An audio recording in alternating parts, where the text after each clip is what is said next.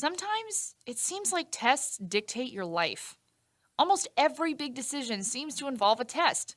Will I get my permit or will I be taking the bus?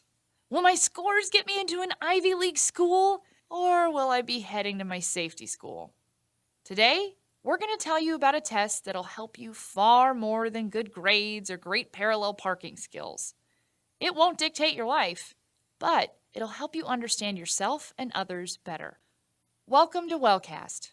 Today, we're taking a suggestion from our coworker Danny and our loyal viewer 8 Miss Greenie 8. We'll be looking at the Myers-Briggs Type Indicator, a personality test that actually started as a way to get women into the workforce. Now, it's taken by 2.5 million American men, women, and children each year. We'll show you how this test can help you become more aware of your personality traits, and then teach you how to use this awareness to get more out of yourself at work and at school. Ready? The Myers-Briggs test was first developed in the 1940s by Catherine Cook Briggs and her daughter-in-law, Isabel Myers, two amateur psychologists who were huge fans of Swiss psychiatrist Carl Jung and his theory of personality types.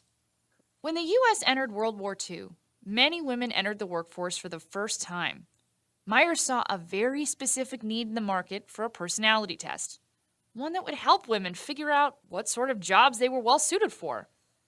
Thus, the Myers-Briggs personality test was born.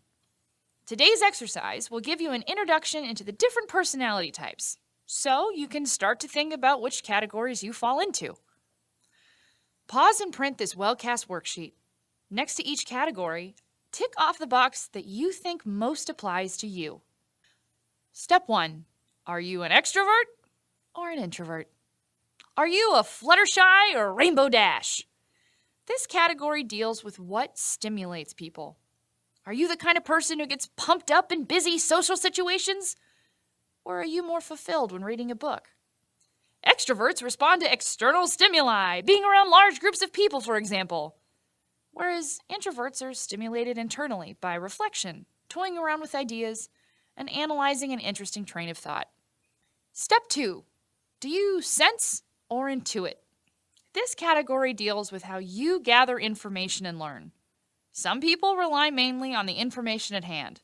They look for the facts, concrete details, tangible data. They're mainly focused on minutia and want to get to the bottom of things quickly, like Joe Friday. They want the facts, ma'am. Others prefer to look for connections between ideas rather than nailing down facts. They're more interested in the bigger picture than the nitty-gritty. These fall under the intuition category. Step 3. Would you consider yourself more of a thinker or a feeler? This one is the classic Spock versus Kirk dilemma. How do you make decisions? Do you analyze all the data at hand exhaustively, write out a pros and con list, think logically through a problem? Or do you go with your gut, let your emotions be your compass for a situation? Step 4. Are you perceiving or judging? An easy way to look at this one is to ask yourself, how do you respond to deadlines? If you plan your work out far in advance and manage to get everything done on time, you're probably judging. On the other hand, if you see deadlines as more of a suggestion than a hard and fast rule, and you're constantly changing your work up until the very last second, you're a perceiver. What did you come up with? ESFP? INTJ? Let's recap. Today, we went over 4 main personality categories of the Myers-Briggs personality test, an indicator developed in the 40s by amateur psychologists. Your personality is a series of 4 letters: E, extrovert, or I, introvert; S, sensing, or N, intuitive; F, feeling, or T, thinking; and P, perceiving, or J, judging.